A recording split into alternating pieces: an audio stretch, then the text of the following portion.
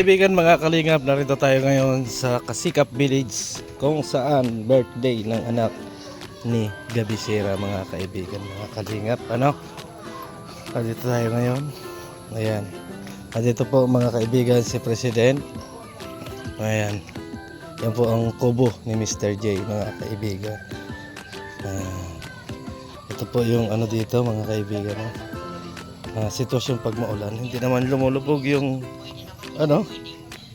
yung lugar, pero hindi makadaan ng sasakyan kasi nga hindi pa naayos yung kalsada. Yan, nandun yung sasakyan namin, doon mga kaibigan na impound. Yan, ito kompleto ng bahay kay Mr. J, kay Red Noveno, kay President Jesus Maria Josep, saka yung kabila na yun. Ayan, kompleto na bakod, ang bakod ni Jesus Maria Josep, mga kaibigan. Ibig sabihin itong area na to puno na yan, mga kaibigan. At dito na lang sa kabila na ito ang hindi pa puno. Ayan, yung kabila pang yun ang hindi pa puno. Ayan, Kasikap Village.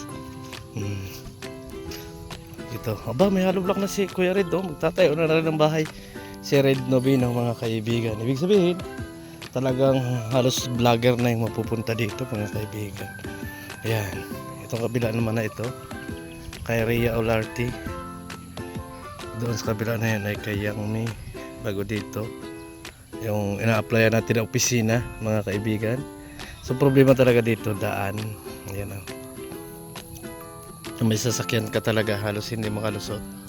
Pero na lang kung makukuha mo lupa doon sa may parte na yan, sa may na yan, kasi bakante pa yan bakante pa yan yung na yan, malapit-lapit ang daan ng pero wala nang problema yan, mga kaibigan. Pero hindi naman talaga nagbahaan ng maigi. Ito ay ayan, grabe, punong-puno na dito ng tao, mga kaibigan. Yun, malaking bahay na yan, malaking bahay, mga kaibigan. Laki. Yan, mga kaibigan. Ito yung talagang main road. Mas talagang maputik, mga kaibigan, pag umulan. Paano kung yung mga opisina, mga kaibigan, umulan? Edi baka hindi maglakad, no? Kita ninyo, yan. Yan ang daanan. So matagal-tagal pa ito bago ma-renovate, mga kaibigan. Matagal pa. At ito si President Hood, nasa opisina. Yan po ang opisina niya. Yan. Kita mo yan. May kausap na po na bayan. Ayan. Si President. Ayan pa yung bisita. Shout out. Ayan. Happy birthday, Tirador. Pero, tinado po yung bilhin ko na itong bukas. Doon pa. Yung sa gate po yung sa gate saka yung sa mga grills. Si Kuya Brooks. Dapat pala tricycle ang bilhin dito, pag dito ka maninira. Oo. Pag 4 wheels. Oo. Dapat pala tricycle, mga kaibigan, ang service dito. Ayan, tricycle ito. Baliwala lang sa kanya Oo, barako ba yan? Unan mo para makita mo yung Oo. Ito sa ka ba? Automatic. Kita mo yung kakaibang Oo. Experience. Ito yung daanan dito. Allah, taibo talaga. Allah, nabara na si Kuya Brooks. Tulak natin. Yun, mga kaibigan, yung problema rito. Pero sa area, okay naman. Tutulak natin si Kuya Brooks. Wala. Tulak natin si Kuya Brooks, mga kaibigan. Sus! Buhat, buhat!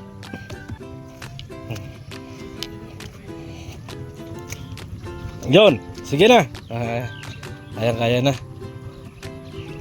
Ano, kaya? Up. Oh, kaya ng dalawa.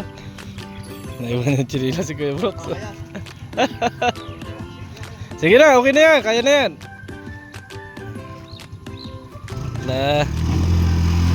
Hindi pa. Tulak pa. Oh. Nandun, nakita. Kaya pa pag ano? Oo. Yan o. Yan problema. Tapos, oh. Yan ang problema dito mga kaibigan pag umulan. Hindi pa ayos yung kalsada. Pero ito, gagawin ito talagang subdivision. Oo. Tapos na. Oy, Oh.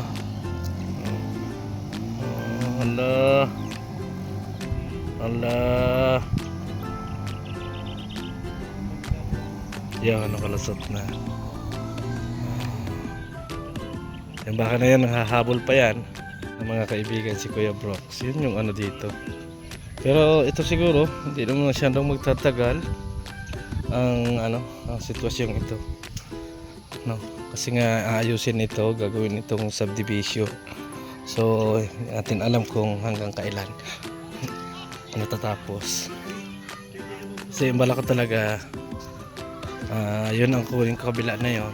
Yan, dyan sa may ano na yan. Para malapit sa main road. Yan. Para hindi na masyadong pupunta yung sasakyan dito. Diba? Yan yung ano natin plano. Plan. No? Nag-iisipan pa natin maigi. Diba? Kasi kung dito tayo kukuha sa parting ito, mahalawak-lawak yung tatakbuhin ng sasakyan papunta rito. So baka yan ay mabara-bara pa dyan. So kung doon din yan sa may buhangin na yan, sa may ano na yan, malapit-lapit sa main road, di ba?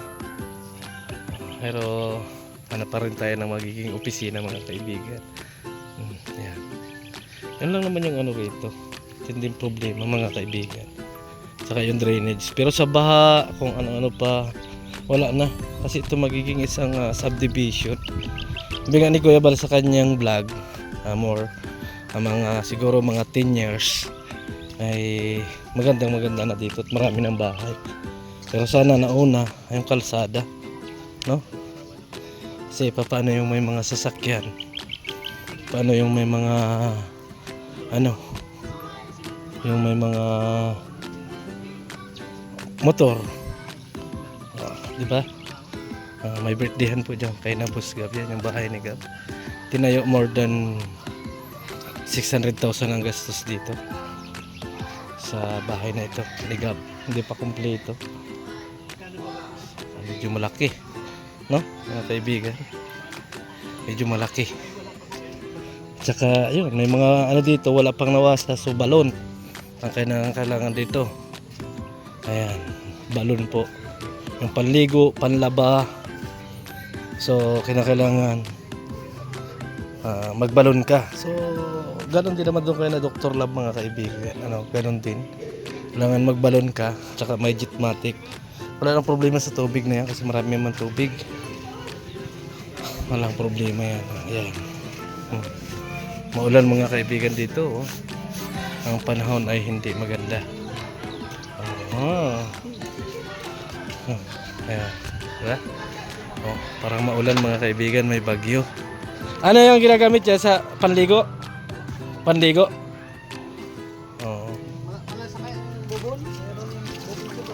Paano kung halimbawa lagyan ng Jetmatic? Pwede yan? Oo. Ang problema pala dito yung kalsada pa, pag umulan. Oo. Yung pa yung dito. Pasisiminto na raw? Mas maganda may pasiminto mas maaga, no? Kasi kawawa ang sasakyan. Dito ka Mr. J. Bibili po ng 2 Fortuner si Mr. J mga kaibigan. Kukunin tayo ni Mr. J na driver. Bago kukuha din po si President Jesus ng isang